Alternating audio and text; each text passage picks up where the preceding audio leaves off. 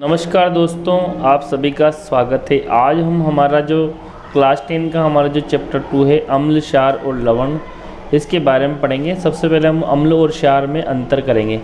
तो देखिए, अम्ल जो तेजाब भी होते हैं और क्षार, इन दोनों में अंतर करेंगे। तो पहला अंतर है, अम्ल वे पदार्थ होते हैं जो स्वाद में खट्टे होते हैं, जबकि क्षार वे पदार्थ होते हैं जो स्वाद में कड़वे होते हैं। तो पहला अंतर क्या है, अम्ल खट्टे होते हैं स्वाद में, जबकि क्षार कड़वे होते हैं।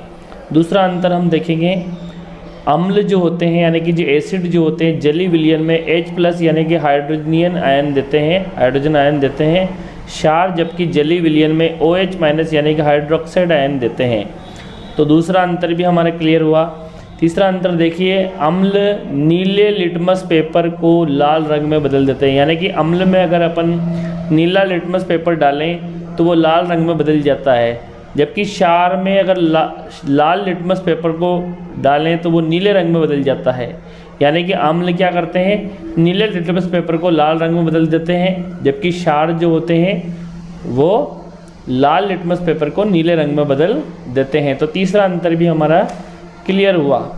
अब हम बात करते हैं चौथा। तो देखिए, इनका यानी कि अम्ल का pH मान 0 से 7 के बीच होता है, यानी कि 7 के मध्य होता है, जबकि क्षार का pH मान 7 से 14 के मध्य होता है। तो ये चौथा अंतर है।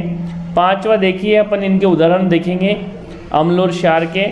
तो देखिए, अम्ल यानी कि HCl यानी कि हाइड्रोक्लोरिक अम्ल, H2SO4 यानी कि सल्फ्यूरिक अम्ल, HNO3 यानी कि नाइट्रिक अम्ल, CH3COOH यानी कि एसिटिक अम्ल, COOH यानी कि ऑक्जेलिक अम्ल, COOH यानी कि फार्मिक अम्ल।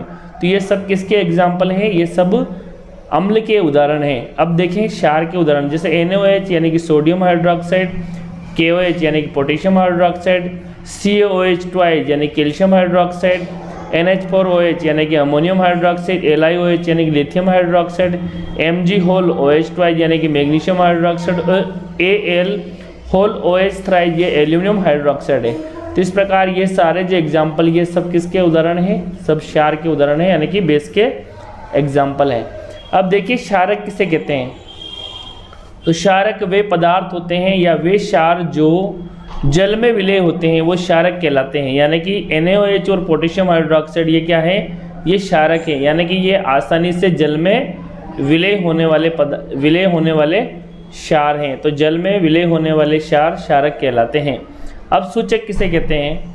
तो देखिए, इंडिकेटर कहते हैं इनको अंग्रेजी में। तो देखिए, वे पदार्थ जो अम्ल व क्षार के साथ साथ अलग अलग व्यवहार करते हैं, यानी कि अलग अलग व्यवहार कर रंग और गंध बदलकर सूचना देते हैं, यानी कि इनके द्वारा अम्ल व क्षार की उपस्थिति का पता चलता है। तो अम्ल और क्षार की उपस्थिति का पता जिनकी सहायता से चलता है वो कहलाते हैं सूचक।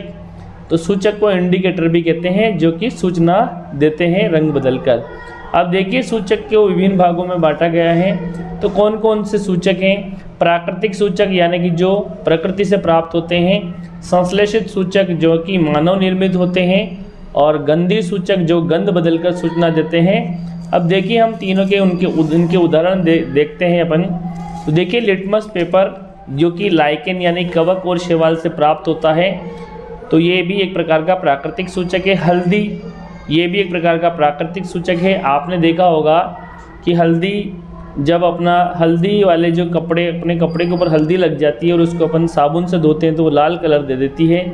इस प्रकार लाल पत्ता गोभी की जो पत्तियां हैं वो भी एक प्रकार का प्राकृतिक सूचक है। गुड़हल की जो दलपुंज होती हैं उसका जो एक्सट्रैक्ट यानी कि रस है वो भी प्राकृतिक सूचक है।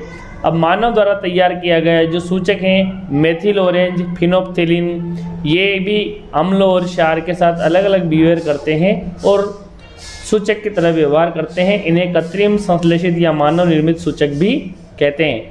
अब गंधी सूचक की बात करें तो गंध बदलकर या गंध से सूचना देते हैं। जैसे उदाहरण देखिए, प्याज, वनीला का रस, लौंग का तेल, ये तीनों ही एग्जाम्पल किसके हैं, गंधी सूचक के उदाहरण। अब देखिए, अम्लराज क्या है, जिसको एक्वा रेजिया भी कहते हैं। तो सांद्र HCl व HNO3 का यानी कि नाइट्रिक अम्ल और हाइड्रोक्लोरिक अम्ल का, तो HCl और HNO3 यानी कि हाइड्रोक्लोरिक अम्ल और नाइट्रिक अम्ल का 3:1 का जो मिश्रण है अम्लराज कहलाता है। और देखिए, अम्लराज सोना, चांदी, प्लेटिनम जैसी धातुओं को गलाने की क्षमता रखता है। यानी कि अम्लराज की सहायता से इन धातुओं को गलाया जाता है। अब आगे देखिए अपन बात करते हैं लवण यानी कि साल्ट की। तो जब अम्ल व क्षार आपस में क्रिया करते हैं तो लवण और जल का निर्माण करते हैं, यानी कि जो साल्ट होते हैं वो अम्ल और क्षार की आपस में क्रिया के फलस्वरूप बनते हैं। जैसे देखिए HCl यानी कि हाइड्रोक्लोरिक अम्ल, NaOH यानी कि सोडियम हाइड्रोक्साइड। तो ये हाइड्रोक्लोरिक अम्ल क्या है? अम्ल है, जबकि NaOH ये एक प्रकार का क्या है? क्षार है। जब दोनों आपस में क्रिया करते हैं तो देखिए इसका Na इसके Cl के साथ क्रिया करता है तो NaCl बनाता है, जैसा कि एक प्रकार का लवण है, यानी कि साधारणतः अपना जो नमक है, कॉमन साल्ट जो लवण है, और इसका H और इसका OH बराबर वाटर बनाता है, यानी कि H2O का निर्माण करता है। अब देखिए लवणों के विभिन्न प्रकार के एग्जाम्पल्स हैं।